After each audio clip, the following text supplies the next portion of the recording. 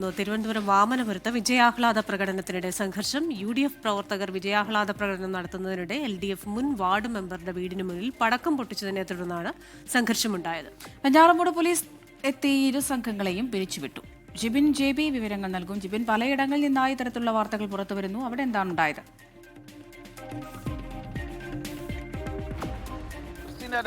അല്പസമയം മുമ്പാണ് വാമനപുരം മണ്ഡലത്തിന്റെ ഒരു ഭാഗമായ കളമച്ചൽ എന്ന് പറയുന്ന പ്രദേശത്ത് സംഘർഷമുണ്ടായത്. UDFന്റെ വിജയാഘോഷ പ്രകടനം നടക്കുന്നതിനിടെ മുൻ പഞ്ചായത്ത് അംഗത്തിന്റെ, അതായത് ഈ കളമച്ചലിലുണ്ടായിരുന്ന മുൻ LDF വാർഡ് മെമ്പറുടെ വീടിന് മുന്നിൽ വെച്ച് ആഹ്ലാദ പ്രകടനത്തിന് പടക്കം പൊട്ടിച്ചിരുന്നു. ഇത് ചോദ്യം ചെയ്താണ് LDF പ്രവർത്തകരും UDF പ്രവർത്തകരും തമ്മിൽ ആ വീടിന് മുന്നിൽ വെച്ച് ഏറ്റുമുട്ടുന്ന ഒരു സാഹചര്യം ഉണ്ടായത്.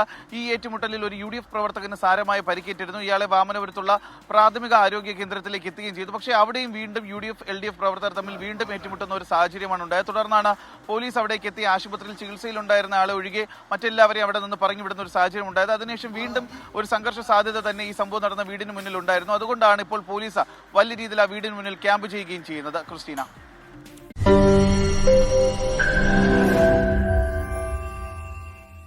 ലോകത്തെവിടെയായാലും ഏത് സമയത്തും 24 വാർത്തകളും ഓഗ്മെന്റഡ് റിയാലിറ്റി പാക്കേജുകളും എക്സ്പ്ലെയിനറുകളും വിശദമായി കാണാൻ ഞങ്ങളുടെ YouTube ചാനൽ നിങ്ങൾക്ക് സബ്സ്ക്രൈബ് ചെയ്യാം.